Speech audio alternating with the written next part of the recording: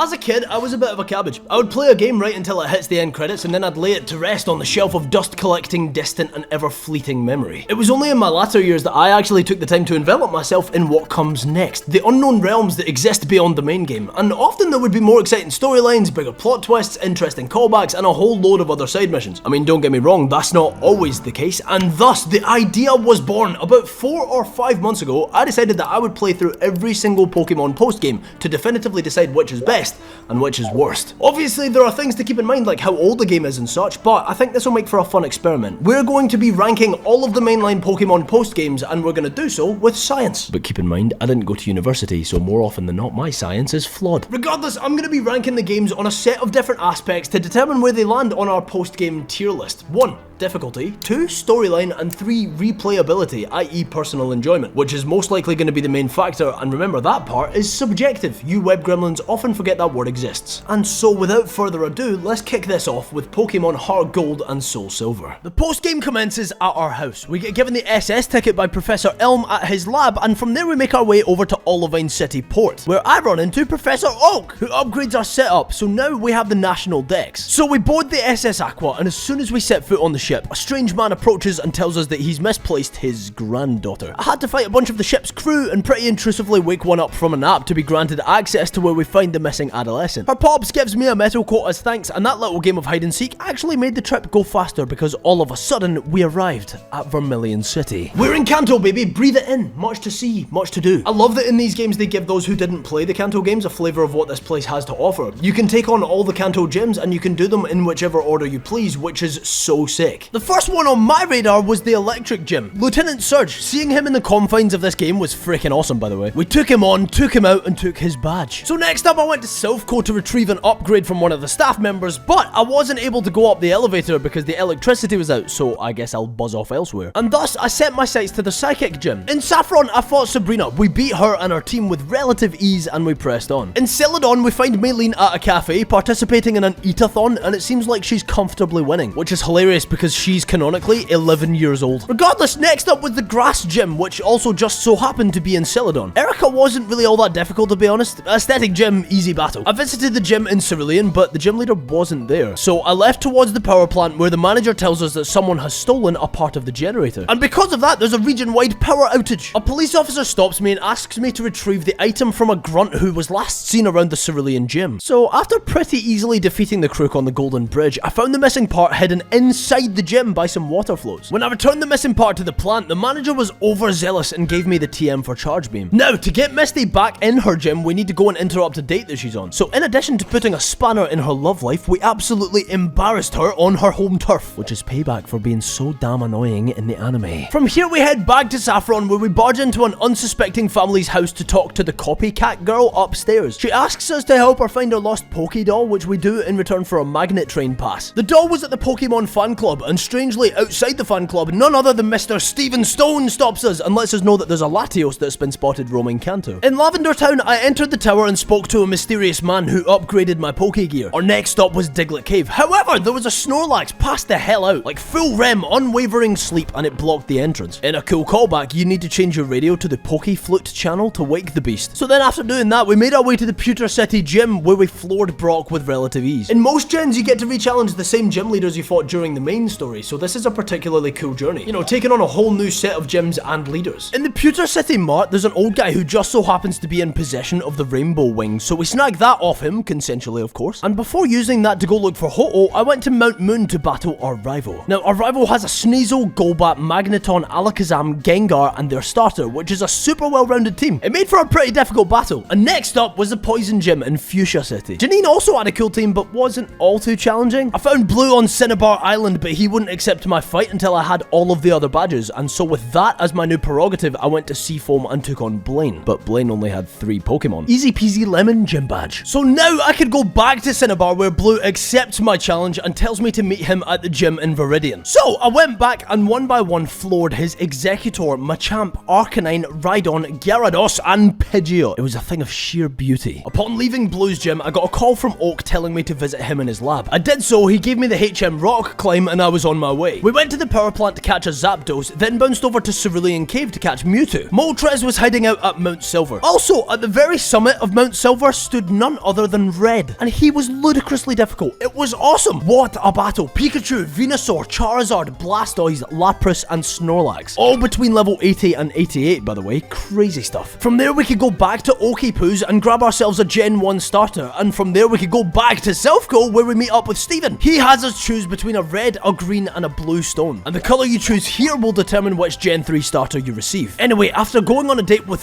the Steven Stone at the Pewter Museum, we can go back to Silphco, where he'll offer to trade us a fortress for his building. Next up, we head to Bell Tower to capture Ho-Oh, and once I'd done that, it was off to Mr. Pokemon's house to grab the red orb, which we can take to the embedded tower where I catch Groudon. At Mount Moon, we can go to a specific spot to see a huddle of Clefairy dancing around a pond with the moonlight, which was just adorable. Then we essentially play a game of hide and seek with Suicune until eventually we can encounter and catch it on Route 24. And with Suicune in pocket, the HeartGold SoulSilver postgame is pretty much wrapped. All I had to do was head to the Dragon's Den where we found our rival training. All of a sudden, Claire and Lance appeared. They challenged us to a double battle against their Dragonair, Gyarados, Kingdra, Charizard, Dragonite, and Dragonite. And in defeating them alongside our rival essentially changed their entire outlook on raising Pokemon and, you know, actually caring for them, which really strangely makes for an incredibly wholesome full circle place to put these titles to bed. HeartGold SoulSilver had a lot going on, especially considering, by the way, these games came out 15 years ago. I'm impressed, man. The fact that we could explore a whole new region with all new challenges, new sites, but with all the callbacks, I genuinely don't believe this can go anywhere below A tier. I might change my mind and put it in S, but that remains to be seen. I think for now, I'll put it in a comfortable A. Cool, I think we should jump over to Pokemon X and Y next. I want to be more sporadic, jumping not just from game to game, but from console to console as much as I can to keep things interesting. Kalos is a controversial one. Let's dig in. Mom tells me that Professor Hot Stuff wants to meet up, but when I go to leave, Shauna was outside waiting to trade with us for another Gen 6 starter. You can literally give her anything too, so naturally, I'm sure we're all gonna give her some hot trash. Before meeting up with the professor, I said, F that, I'm gonna go to Terminus Cave and catch Zygarde, which honestly feels a little bit underwhelming considering this is the first time we actually get to see it. This is the big reveal. Which, right, of all the things to be mad at in this game, I think this is probably my biggest. I just like, Zygarde's so cool, and you gave it just this. It's just in a cave, why? Regardless, I trekked to the unknown dungeon to find Mewtwo. Articuno, Zapdos, and Moltres will roam around the region, and after running around and encountering the Pokemon 10 times, they'll go to the Sea Spirit's Den where we can go to catch them. I got the Poke Radar from a scientist in Lumio City, and then found Diantha in Cafe Soleil where she will trade us a level 5 Modest Ralts who holds the Gardevoirite. You can go to the Battle Institute on the North Boulevard and do all that stuff as well, but I didn't really bother too much. I went to the train station to meet with Dexio and Cena who upgraded my Pokédex. Then the TMV Pass, which you can get from the Professor, lets me go from Lumiose to Kilud City. At Kilud you can do all the Battle Mansion stuff, but essentially I just did one battle for now to trigger a final battle against Serena. From there we can actually upgrade our Mega Ring by touching it to the Sundial at Anistar City, which will allow us the use of some more Mega Stones. So cool, from here I actually sought out every single Mega Stone, some of which are actually time dependent, so yeah, kinda tedious but kinda cool I guess. Next up's the main meat and potatoes, the reason I think this post game is actually, dare I say it, underrated. The detective missions. I'll try and summarize. I go to the Looker Bureau, meet the detective, exchange pleasantries, and he tells me he wants my help vigilanteing the city because there's a few too many bad eggs. We team up, and after some training in the form of finding some Looker tickets scattered around Lumiose, we can get to work. Looker asks me to investigate the sketchy side alleys since apparently there's a bunch of kids hanging out there doing meth or something. Not the children! Video games and rock music have desensitized them to violence. So I found and beat up the children and met an Esper who's best friends with the ringleader, but it's not her Pokemon because she can't actually afford to buy any Pokeballs. Turns out this girl's homeless and her parents either died or abandoned her. And Looker takes her in and lets her sleep in his office. Mimi the Esper as well. The girl, Emma, started getting stressed and agitated. A tourist then came to the bureau and since she's speaking Japanese, we can't understand her. She was distressed and since the Esper is multilingual and telepathic, we found out that the woman's purse had been stolen. I found the punks who stole it, beat them up, got the bag back, and after resolving that issue, Emma, the child, says it's high time she gets a job. Our next mission was laid out when someone vandalized some art in the museum, although we had to drop that when it turned out people were out in the streets stealing Pokemon. So we devised a plan, trapped the anonymous Pokemon thieves, and beat them up. 3 alleys in a row. The masked figure was unresponsive, then got a migraine and got away. Looker got punched and injured by them, and so now it's just me and Emma at the bureau. Looker was hospitalized. A guy came in and asked us to find his mistress, who turned out to be Malva from the Elite Four, who has some information on the masked Pokemon thief. Malva tells us that her name is Emma, so I mean, yeah, crazy plot twist. scientist. Long story short, Xerosic was developing this suit that would be able to physically control whoever was embodying it, and in this case, that person was poor little Emma. Although after besting Emma over and over, overriding the suit and taking out Xerosic, it turns out their relationship was somewhat special. Emma had never known the love of a parent, and in this journey, which by the way, I massively summarized here, Emma felt that both Luca and Xerosic had paternal instincts towards her, but Luca had to return to his true role at the International Police, and Xerosic naturally was headed to jail. This girl cannot catch a break. I don't know, man, the storyline did it for me. Of course there's more little things you can do in this post-game, but most of it's just stuff that's also in the others. The storyline for me was genuinely emotional as all crap. I'm gonna be real with you, the Zygarde thing and the fact that the main game just has so many holes that they could have elaborated on in the post-game, and yet they chose to create another whole new storyline to follow is crazy to me. It makes me want to put X and Y's post-game between low B and C tier. For now I'll throw it in B, but that's definitely subject to change. Okay, so on to Sword and Shield. Off the bounce, I'm not counting any DLCs towards this, hence why Scarvi isn't even on the list. Beyond Sada, there really isn't anything of note. Anyway, to Galar. And listen, I know my opinion already. I'll be hearing no backlash. Magnolia gives us the Master Ball at our home, and we meet Hop at the Arch thing, beat him up, and as soon as we were going to return the mad artifacts from the main storyline, these two knobs called Swordward and Shieldbert appeared, and they were like Pokemon's versions of the Island Boys. These guys were obnoxious. I beat one up, but since Hop lost to the other one, they stole the artifacts so that they could wreak havoc and let loose the dogs of whatever the hell you call that haircut. I went to Sonia's lab where she's hired an assistant to help with her research. From there, I went to most of the gyms to take on various Dynamaxed Pokemon in raid-style battles alongside peers and other gym leaders as we go. Eventually, we make our way back to the lab where Sordon and Shieldum were sort of just sipping tea, and after beating them yet again, it turned out Sonia's shiny new assistant was a deceptive little egg, and she was working with the enemy. From there, we had to keep running around putting out fires in the gyms, accompanied by the leaders, all leading up to where we find those guys again in Hammerlock. I beat up the Swordman again, and after I make my way up to the roof, where the other guy seemed to have summoned Zamazenta and all of its rage, I beat up the dog since you can't catch it here, then Zacian appears to quell it. It does so, and then tells the shield guy off. Then I caught Zacian, got the artifacts back, returned them to the arch thing from the slumbering weld, and beat up Hop. So I guess that was the main storyline, revolving around these two absolute freaking weasels. However, there's still some more to do. I went and got a free Charmander from a Pokeball in Hop's house, and then I scurried around the map, grabbing everyone's league card that I was missing. I went to the Battle Tower, got given a type null, and then I fought the Battle Tower until finally we could take on Mr. Morimoto, who gave us the Oval Charm. Again, massively summarizing, but that was the gist of it. Listen, cool. The story was fine, whatever, but I hated them. Swordward and Shieldbert. They live in the darkest corners of my nightmares, and that alone quashes any hope of this post-game coming anywhere except dead last. Screw those guys, and I say that with chest. Good golly gosh, I need a palate cleanser. A certifiable banger, one that I know won't disappoint.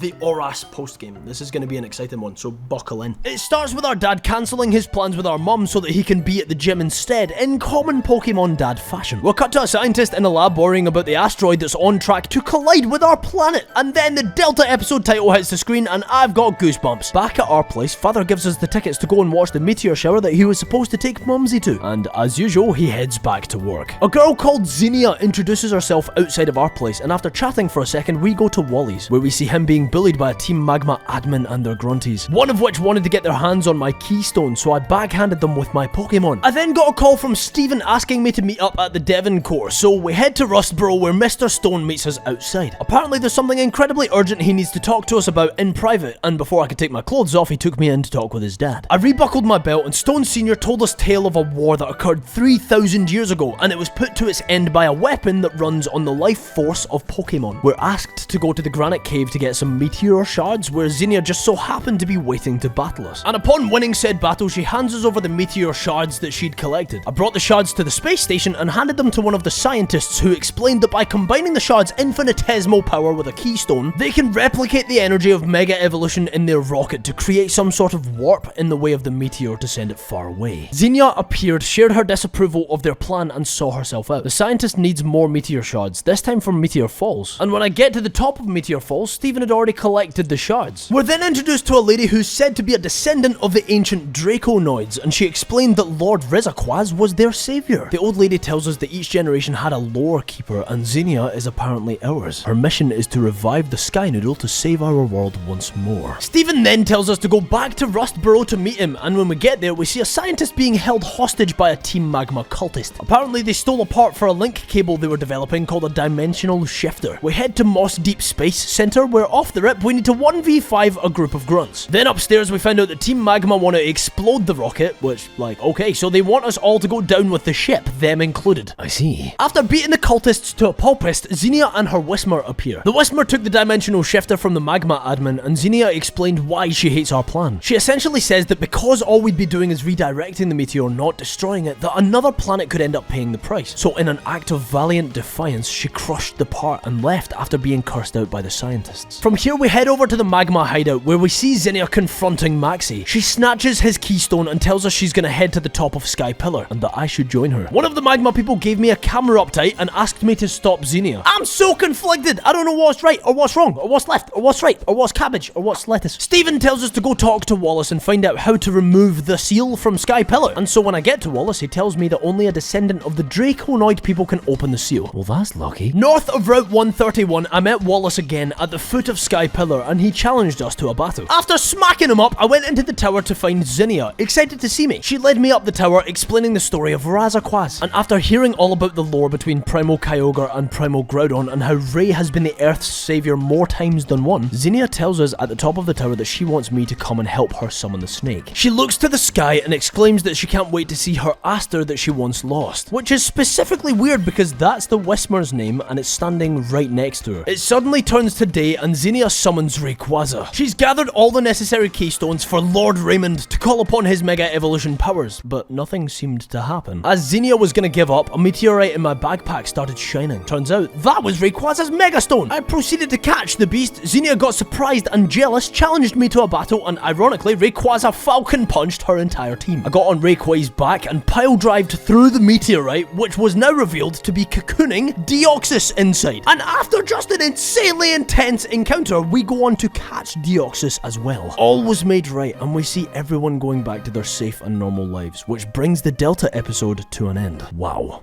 Just wow. Back at the house, Father gives us an SS ticket. The professor is in trouble yet again, and I go to help him out by choosing another starter, this time between the Gen 2 collective. I talked to Mom, and she gave me a Latiosite, strangely, and again, after leaving the house, we see Birch getting bullied. So yet again, we can help him out by taking a Gen 5 starter. At Steven's house, I got my free Build'em. At the Battle Resort, we bump into Archie, who hands us the Sharpedoite. We get the Versus recorder from one of the island's staff and head to the Battle Mansion to see what that's about. After I had my fair share, I could have a number of people compliment my bike to get my hands on both the Mac and the Acro, so now technically I'm unstoppable. I did a bunch of exploring and pretty unremarkable jazz, similar to what you can do in any other post-game. You know, battle tests in Mauville, lotto tickets in Lily Cove, the inverse battle shop in Mauville, the battle resort thing, you know. At some point we saw a cutscene of Lucar all injured on the beach and a lady takes him in. In the Mauville Sea, I visited a shipwreck where I found Lugia's scanner, which we just give to a researcher who gives us the clear bell. But then when we go back to the shipwreck, we find a wormhole that randomly has Ho-Oh in it, which is interesting. Then I guess I went to Mauville to go to the massage parlor where you can increase your relationship and happiness alongside your Pokemon. But with that, I put Oras to bed. I think we covered most of the important stuff. Bro, that Delta episode though, the lore, the animations, the character development, that was delicious. I won't lie, that was incredible. And not just because I'm a Gen 3 baby, but because it's genuinely awesome. I think that does that go above HeartGold SoulSilver? No, right? Does it?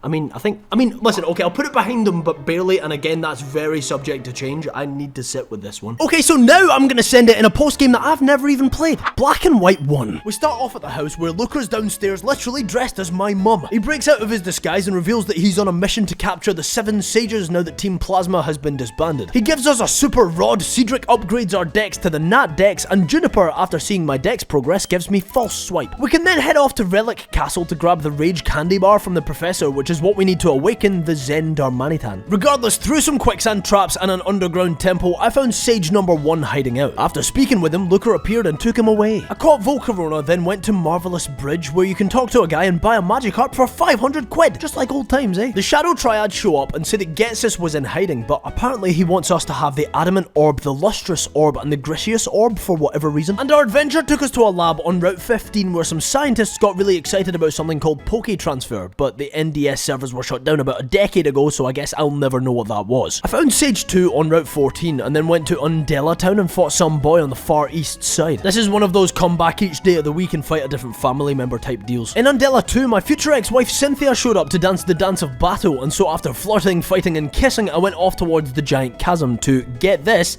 catch Kyurem. In Black and White 1, nonetheless. Brother, I didn't even know that Kyurem existed before Black and White 2. This was an awesome discovery for me. So anyway, I went ahead and fought return at Victory Road, and since I had a completed dex, I could go to the Game Freak building and get a cool certificate to celebrate that fact. And in the same room, I could take on good old Morimoto, which is pretty cool. So after beating Morimoto to a pulp, I went to re-challenge the Elite Four, which I haven't really been doing in other gens, but in this one I need to in order to unlock some stuff. So after re-beating them, I went back to the professor's office where Bianca told us about mass outbreaks and that we could find them around the region. But it was about time that I went back to Sage hunting. I found Sage 3 at the end of Route 18 and Sage 4 amongst the trees in the Dream Yard. Zinzalin was in the cold storage in a cargo container, and the 6th and final Sage was in Chargestone Cave where we had to fight 2 grunts for Luca to get to him. After collecting all the Sages, bar Getsus of course, I went to the Abundant Shrine with Tornadus and Thunderous in order to get my hands on Lando. I caught Cobalion in a cave on Route 7, Virizion in Pinwheel Forest, and Terrakion in a cave on Victory Road. Past that though, there isn't a whole lot to separate this post-game from the others. Things to note that I didn't do. There's a battle subway that's pretty cool, a minigame at the village on the bridge where you can win a Lumberberry, and in Undella Town you can get the TM for dive, which can be used to dive for treasure in Undella Bay. I just didn't think any of that was worth putting in the video, to be honest. All in all, I won't lie, solid-ish. I know we need to find the Sages, but there was absolutely no indication of how or where. None lead to the next. It's just like, hey, mindlessly stay in this game and run around indefinitely until you stumble across the hidden Sages. The QM thing did tickle me though. I like that. I think I'm going to put this one above X and Y, but I wouldn't call it A tier worthy, and I think that feels right. Okay, let's throw it back, but with less booty. Pokemon Emerald. It'll be interesting to see how this one holds up against Auras, since, you know, Hoenn. Okay, so same start in the house. Dad gives us a boat ticket, and as usual, Father leaves, and the TV has a breaking news announcement. There's a coloured, unidentified flying Pokemon roaming the Hoenn region. How curious. Birch then upgrades our decks, and we're off. First stop is the Trick House on Route 110. You see, in the post-game, we unlock more levels in this place, but the prizes are pretty pointless unless you're really into decorating your base, so I didn't bother doing them all in this. On Route 111 was the Trainer Tower, and after taking it on, I literally got a Great Ball. Sick. In the back of the Fossil Maniac's house, we can find the fossil that we didn't pick during the game. Fun fact, the cave at the back is actually the only place in the game where you can catch a Ditto as well. On Route 119, you can talk to a scientist who will tell of either torrential rain or a blazing drought in the region somewhere, which will lead to either Kyogre or Groudon respectively. I caught both, and then I went to Moss Deep, specifically to Steven's house, where I could grab a free build him. I trekked up a waterfall to fight Steven, but his team was pretty mid, to be honest. After kind of underwhelmingly wiping the floor with him, I went and caught Latios on the southern island, then went to have a quick gander on the Battle Island. Southeast of there's a static Pseudo-Widow blocking the entrance of a cave where you can go to catch as many Smeargle as you want. Catch all the Smeargle! Smeargle to your heart's content. But honestly, from there wasn't really anything else going on. I love Hoenn. Without it, I wouldn't be here, but like, I don't know, that didn't really feel like it spoiled me with much exciting content. It was sort of Don't hate me, but I think I'm going to put it in the D tier. Had I not been literally the biggest sword word hater on this planet, this might have gotten the F tier, I cannot lie. Okay, buckle up, we're heading to Alola. Yusum's going to without a doubt be the longest to cover, and since Sun and Moon don't really offer anything in comparison, I decided against doing both. Yusum will be fighting alone on behalf of Alola, and I will hear no slander. So with that being said, I guess let's dolphin dive head first into Alola, where we begin at our house. When we leave, there are two people in very futuristic outfits telling us to join them to Pony Island. On the way there, we run into Wick, who hands us a type null that was left to us by Gladion. At Pony Grove, we're given 5 Beast Balls, and we've been told that there roam 2 Ultra Beasts in this area that we need to find and capture. In Pony Grove, I caught a Blacephalon and then caught another Blacephalon to give to the futuristic looking space explorers. Back at the house, some kid frantically barged in asking us to help get rid of some uninvited guests over at the festival plaza, which is kind of ironic because you're an uninvited guest. In the castle, we see a bunch of, get this, Team Rocket grunts, and the boy tells us there's something in the castle stopping us from using our own Pokemon, so we're gonna have to think of another way to get rid of them. We beat up the grunts in the castle using the Pokemon provided to us at the plaza, and when we return home, we hear an announcement on TV. It was Lucamine. She told of ominous black clouds that have been appearing over Pony Island, and apparently they're being caused by none other than Necrozma. This necromancer wants to steal the light from Alola, and Lucamine says that her and the Aether Foundation are working on wormholes to prevent this from happening again. All of a sudden, an ultra wormhole manifests behind them. The cameraman falls, and we see a no-faced figure talk about taking over the Aether Foundation on behalf of Team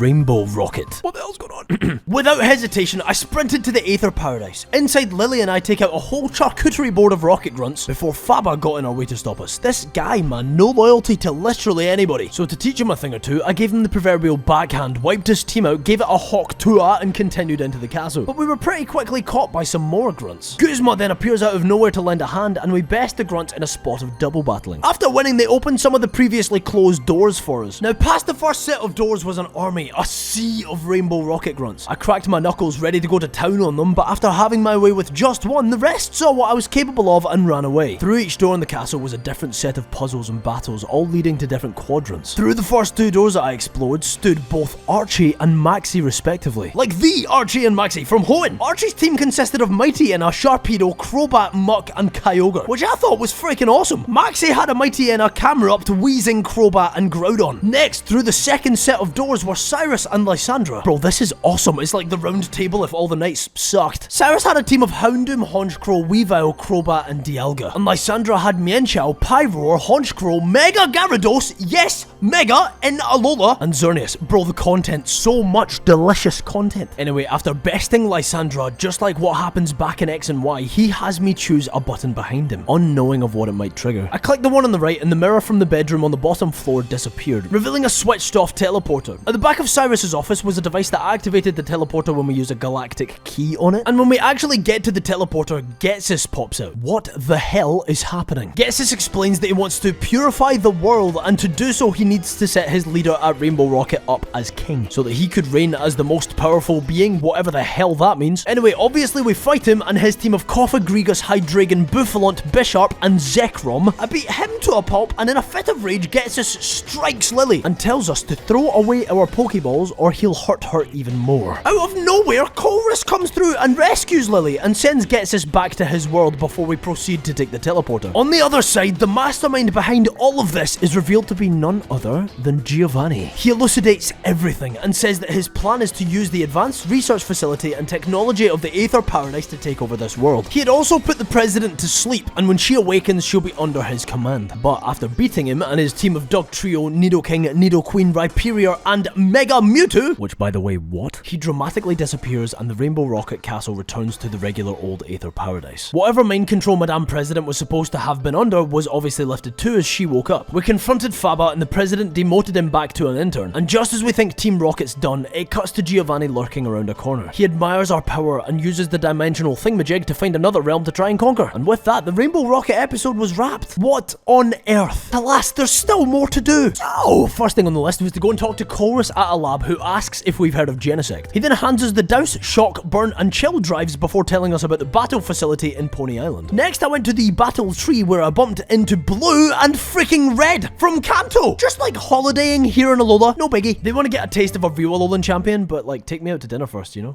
I was presented with a choice to fight either Red or Blue. I chose Blue, who has a team of Alakazam, Aerodactyl, Executor, Gyarados, Arcanine and Machamp. Strangely though, with Alakazam, Aerodactyl and Gyara on the team, none of them Mega Evolved. Still a very sick team, but like, they've already produced Megas, so like, why not? Anyway, I press on to Howole and go back to our house. On entry, a lady with an Alolan Meowth shows up, talks smack to Mother, and so I used Mother's Meowth to pound her Meowth into the ground. What an incredibly strange side quest. In Iki Town, we can talk to Hala, beat him up, and he'll give us the Z crystals for the 2 starters that we didn't choose at the start of the game. I can then go fight some karate guy and a teacher for a King's Rock, then re-challenge Ilima at his house for an Everstone. From there, we go to the Game Freak building to, of course, fight Morimoto and Iwao to get an Oval Charm. I picked up a TM from a girl in a resort, got the Protector from some farmer guy, went to Mallow's restaurant to get the Whipped Dream and the Dragon Fang. I went to Mallow's house and beat up her twin sisters, then at the dock, I beat Mallow herself and we get the Deep Sea scale for winning. In Mali City, you can actually challenge a Cantonian gym. It was laid out like Surge's, however, Surge wasn't there. Instead, it was some other guy who we beat anyway. We need to come back to trigger a Dragon Trainer, but it's one of those daily things. So the next day when I came back, I fought the Dragon Trainer who had a pretty stacked team, and after I beat him, he gave us the Dragon Scale. Back at the Aether House, in the left room, you can help some kid clean up some magic dust that he'd spilled, and when we finish up, an Oranguru comes through and hands us a PP up. Another employee to the right will give us a Porygon. We can go back and fight Faba again, who says he's turned a new leaf and wants to do better, and when we beat him, we get the Dubious Disc. Ikawe's back at the house where I got the Protector, and he asks us to meet him at the Mega Mart. North of Iki Town, Lily's waiting with Nebby. She exclaims that she thinks that Nebby should be with Necrozma, and apparently she wants me to catch it to reunite them. She gives us a Solganium Z, and from there I dipped to the different ruins across the islands to catch all the Tapus. Coco resides in the ruins of Conflict, Lele at the ruins of Life, Bulu at the ruins of Abundance, and Feeny at the ruins of Hope. In Resolution Cave, I can catch 50% Zygarde. Then after fighting Dexio at the Aether trailer, we get given the 10% form as well. Cena gives us the Zygarde Cube too, which is pretty neat. Then I grabbed Solgaleo and took him to the Altar of Sun, where we're now able to go to the Reverse World. In the Reverse World, we can go to the Lake of Sun where Cosmog is patiently waiting, waiting for us to catch. Then I went round the map and collected all of the 100 totem stickers, and once I'd collected most of them, we could go and talk to an insanely tanned Professor Oak on the beach. He gives us a Gumshoos as a reward for having 20 stickers, Marowak for having 40, Lurantis for 50, Vikavolt for 70, Mimikyu for 80, and in looking for the 6 stickers that I'd missed, I fought Ikawe outside of the Thrifty Megamart where he was just fired. After collecting the rest of the stickers, we get given a Rubombi. Then back at the Megamart, we're sent on a quest to go fight 8 Eevee Masters, and in return for beating all of them, he gives us the Eevinium Z. Now, lastly, we could use the wormholes to go and catch all the legendaries and Ultra Beasts. Let me say this, the use on postgame had it all. I won't lie to you, that was a whole experience. From the storyline, to the side quest, to the nostalgia run of evil bosses, to red and blue, bro. What? That was it. I think that was peak postgame. I have to, right? I can't not. I'm doing it. I'm putting it in the S tier. I don't see what could top that.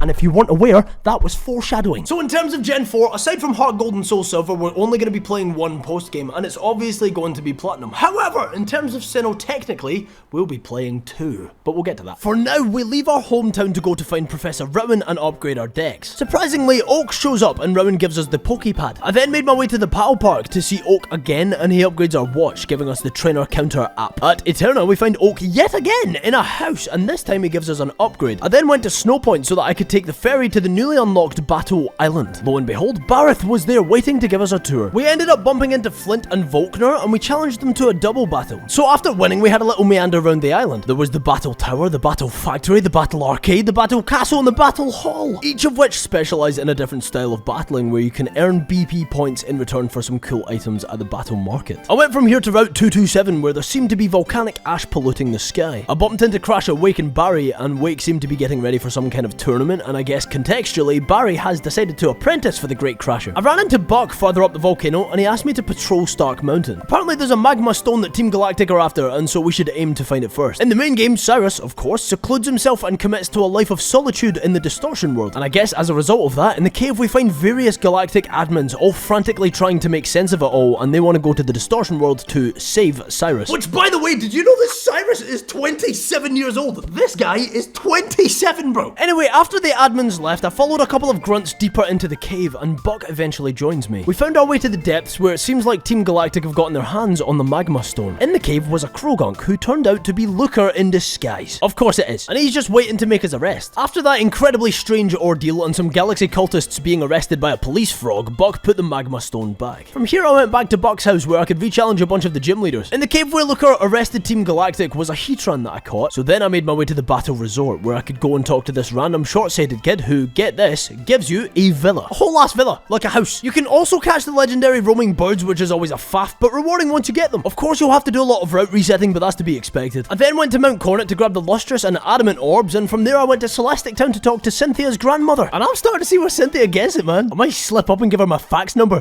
She tells us that there's something going on atop Spear Pillar and that we need the orbs we just found to summon Dialga and Palkia. When I got there was a summoning portal there for Dialga, and once I left and came back, there was also one for Palkia. But after that was kind of just it, you know? The content wasn't entirely, like, not there in this one. It just wasn't particularly exciting, and there wasn't a whole lot of it. I wouldn't say it offended me, but I definitely wouldn't say that it blew my socks off. I don't know, man. The Platinum postgame for me was just, like, there, you know? I'll throw it in C tier, and that feels about right, but that's about as generous as I think I can be. Okay, let's throw it back to 2004, where the red was on fire and the green was leafy. We start back at our house as usual, but nothing interesting happens until we get to Celio's lab. Okay, so we're asked to embark on a mission on behalf of Celio since he explains his intentions of inventing a trading machine that would work at long distance. What a marvel! He needs a special gem that can only be found on one island, but he has no idea where on the island. We make our way over to Mount Ember, where there were a couple of Team Rocket members blocking the entrance. After wiping the floor with them, I descended, acquired the ruby gem, and returned it to Celio. He tells us now of another gem that he needs from Sevi Island called the Sapphire gem. He gives us a ferry pass to get there, and so I jump on it and take it forwards to 4 Island, where we have a brief interaction with Gary. I make my way into Icefall Cave, where I find Lorelei surrounded by some rocket grunts. She was trying to stop them from stealing the Pokemon from within the cave, so naturally I come to aid, beat them up, and they leave. Next, we're off to 5 Island, where I fought some more rocket members and find their hideout, which I'm sure I'll be back for. Then on 6 Island, I found the dotted hole where I can retrieve the Sapphire Stone, but as I went to grab it, it got stolen by some professor who says they want to sell it to Team Rocket. However, before he skedaddled, he gave us one of the 2 passwords required to enter the rocket warehouse back on 5. I headed back, spent an obnoxious amount of time trying to solve a children's puzzle, and eventually I found the scientist who stole the stone. I smacked picked them up and took back the stone. Then I surfed the wrong way, right, and accidentally found a man grieving his late onyx on a remote island against a statue. My thoughts and prayers go out to you, good sir. I am very sorry for your loss. Just off 5 Island, you can surf north and talk to a guy who will give us a free Togepi egg, which brings us finally to 7 Island. You can surf to the trainer tower, and depending on the type of battle you compete in, you can snag yourself a King's Rock, a Metal Coat, an upgrade, and a Dragon Scale. I went to a cave called Tanobi Key, where I could complete a puzzle to gain access to the chambers. From east to west, there's the Monyon, Lipton, Weepth, Dilford, Scuffed, Rixie, and Viapoise chambers. I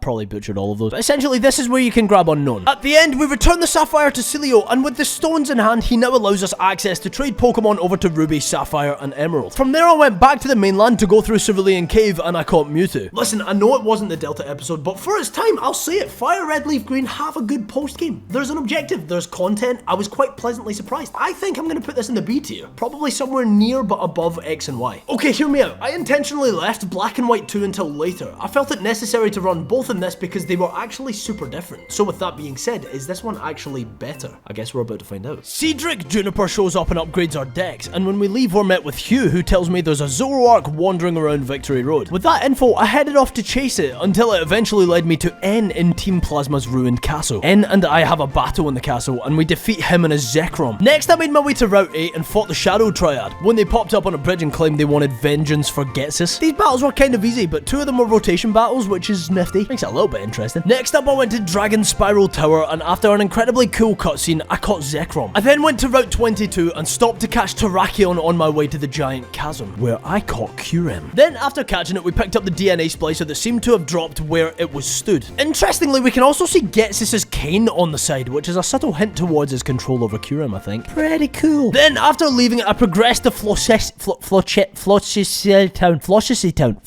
Town. How do you pronounce that? I progressed to Flochet, I don't know, bro, to fight Alder at his house. Binga, Alder's grandson, then comes through to celebrate that he got to the top of Black Tower, which we'll be visiting later. Then, in Castelia, on the farthest left street, you can go into a building to snag a free EV from a scientist. Randomly, we can also go on a side quest with Cheran in Pinwheel Forest, where we run into an old sage who shares some wisdom, and Cheran then gives us an upgrade. In Nakreen City, I went to the museum, where we're presented with the choice of either the cover or the plume fossil. Then, in going back to the very first gym, you can choose a gym leader to team up with and engage in a double battle with them against 2 other gym leaders. I thought that was sick. Then I went to the Dream Yard, where you can play a little game of hide and seek and catch Latios. From there, I went back to the lab to speak with Cedric Juniper to get the Super Rod. I made my way to Route 18, where Crasher Wake sang a song and said he was going to Driftvale to enter in the National Pokemon Championship, which we can take part in. I then went to the P2 laboratory, where I boarded the Plasma Frigate to rematch Colress, who has a pretty stacked team. A Magneton, Rotom Wash, Magnezone, Behem, Klinklang, and Metagross. And after beating him, we get given a Master Ball. I went to Reversal Mountain from there to go into a strange house. To open the door, we had to do a puzzle, and once we got through the door, we spoke with a ghost and found the Lunarwing. From there, we can take the Lunarwing to Marvelous Bridge, where Cresselia appears, and I caught her. On Route 18, I grabbed the Magma Stone, and in Reversal Mountain's basement level, I found and caught Heatran. At the Cave of Being on Route 20, Professor Juniper and I witnessed Uxie, Mesprit, and Azelf appear and fly off. Mesprit went to Celestial Tower, Azelf to Route 23, and Uxie to Nakreen City. Of course, I found and caught all 3 of them, and so next we could have our 2 final battles with Hugh at Undella Town and Driftvale City. However, his team doesn't change between battles. In the Game Freak building, as usual, I wiped the floor with Nishino and Morimoto for the Oval Stone. I then got the chance to fight Cynthia,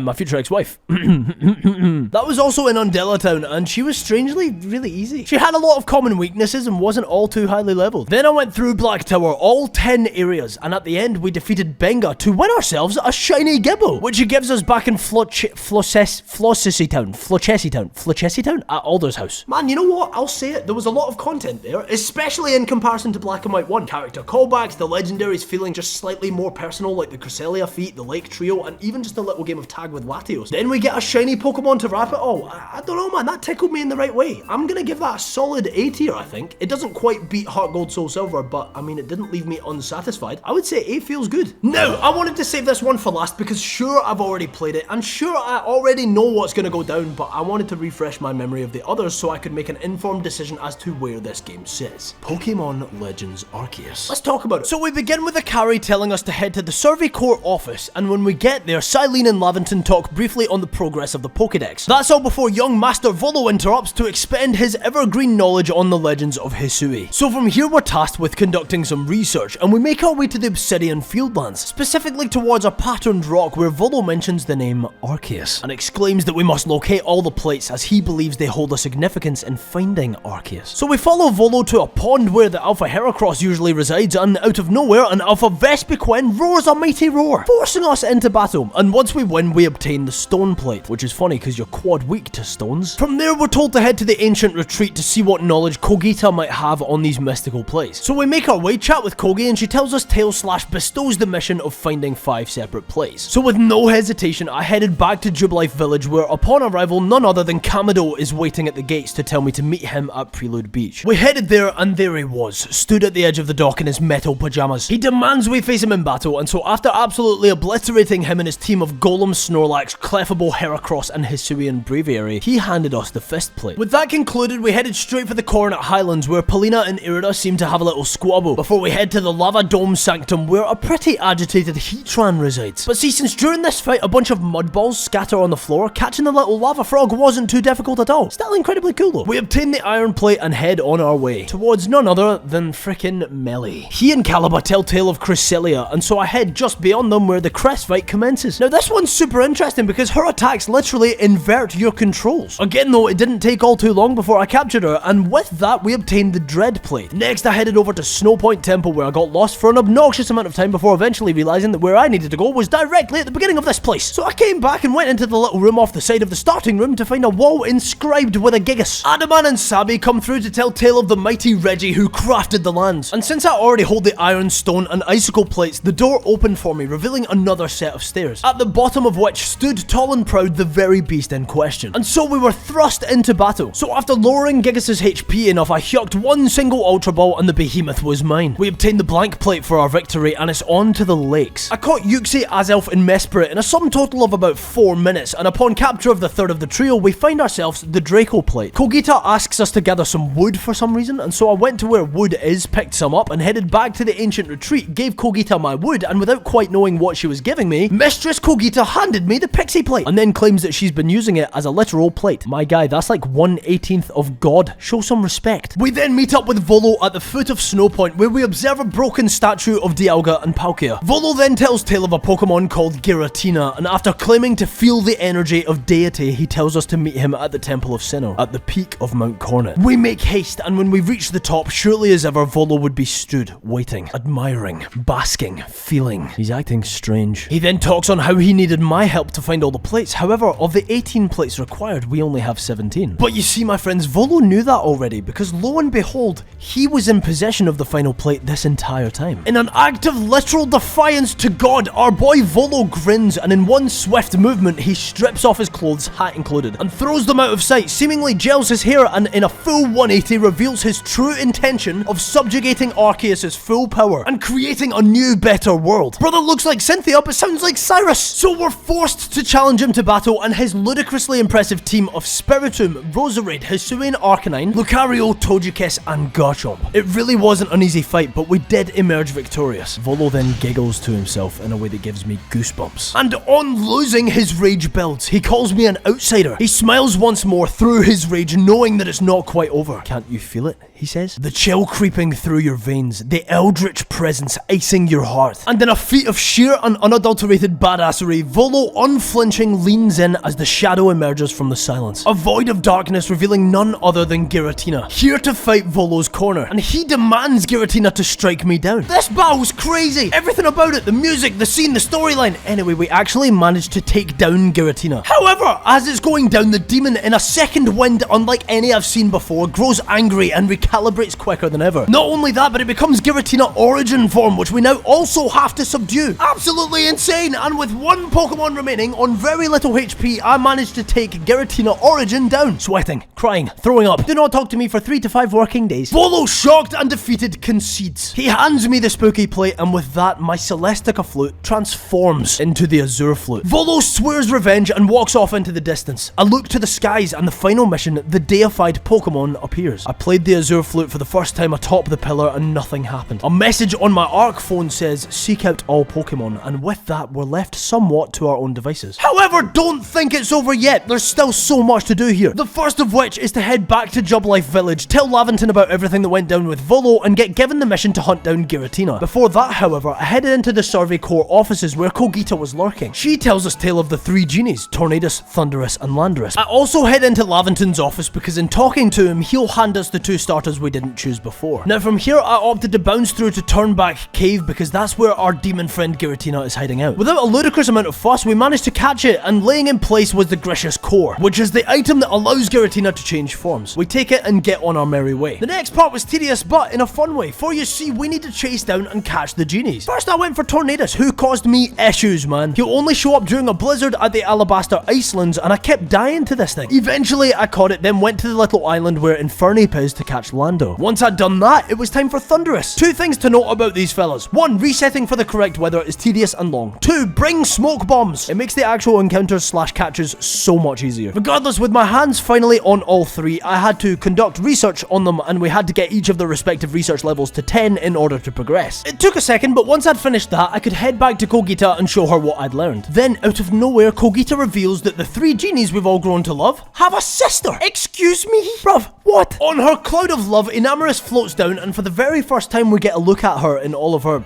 I want to say, mystique. Anyway, I found her out in the fieldlands, and after a pretty ferocious battle, I managed to catch her in a bog. So after a long feat of conducting more research to get the research level 10 on Enamorous, we could go back to Kogita, who gives us the reveal glass, which allows us to change all the now 4 genies into their Therian forms. Thunderous into some sort of gorilla, Tornadus into a peacock, Lando into a tiger, and Enamorous into a turtle. Sick. So now things get interesting, because the phrase seek out all Pokemon is repeating in my head, and it's high time we scratch that itch. So now I took the time to catch every single Pokemon that I hadn't already caught through the main game. Some more tedious than others, but I'm telling you, it didn't feel too monotonous. I had fun doing it, especially knowing that with every catch, I was one step closer to something incredible. It took a few days, but I won't get too into the dex work. However, I do want you to know of two that are interesting. Spiritomb and Unknown. For Spiritomb, we once met a girl who asked us to collect some wisps, and I purposefully didn't touch them until the postgame to make sure that I don't miss any. So then I travelled the region one area at a time, making sure I didn't forget one single wisp. In total, there are 107 scattered around Hisui, and strangely enough, the girl who gave us the mission, Vesa, brings us to a strange rock in the middle of the night once we've collected all of them. Now, if you know of Spiritomb's dex entry, you'll know that this Pokemon is comprised of 108 lost souls. And so far, we've collected 107 wisps. Vesa meets us at the top and claims to be in possession of the final wisp. She then asks us to close our eyes, and when we reopen them, Vesa is nowhere to be seen. But in looking back up to the strange rock, one final wisp floats alone. I collected it, and the odd keystone disappeared. A voice then echoes, thanking me for playing along, and follows up with, "Please don't forget about me." When we turn around, standing exactly where Vesa was stood is Spiritomb, meaning that she was the 108th lost soul. I had goosebumps, and now I had Spiritomb. With Unknown, they're scattered all around Hisui in the most obscure places, and I won't lie, a lot of them took me a long time to place. But in the end, I did manage to get my hands on all 28 of them, and with those two Pokemon in the bag, all that was left was to head back to the peak of Spear Pillar, and to once again play the Azure Flute. So we spare no breaths. I ran to the very top, I got the flute out, and I started playing. Once I'd finished, a glowing stairway appeared from thin air, and I knew that it was time. Time to meet my creator, the one who put us here in the first place. After scaling a million steps, we breached the stratosphere's end, and atop it all was a platform. I walked farther onto it, revealing a strange yet familiar pattern on the floor beneath my feet. And as I was basking in it, the camera pans, and behind me, again from absolute thin air, or I guess space, since we're likely pretty low on oxygen up here, Arceus, the god of Pokemon. I turned to her, and she looked me in the eye. My arc phone disintegrated, and with no forewarning, I was slung into battle, and I lost. More than once actually, but I was determined, and after finally besting God in combat, she spoke. They were proud. I bringeth them joy. Lord Arceus thanked us and bestowed a part of itself onto us so that we could travel alongside. And with that, the deified Pokemon mission was complete, and we regained consciousness back down at Spear Pillar. And it was all a dream. Nah, I'm kidding, that didn't happen. With Arceus on our side, our mission here was complete. But I have to say, that postgame was genuinely ridiculous on all fronts. The plot twists, the battles, the legendaries, and their significance. The dex work and completing it actually being significant in the storyline, the Spiritomb side quest, the Unknown hide and seek,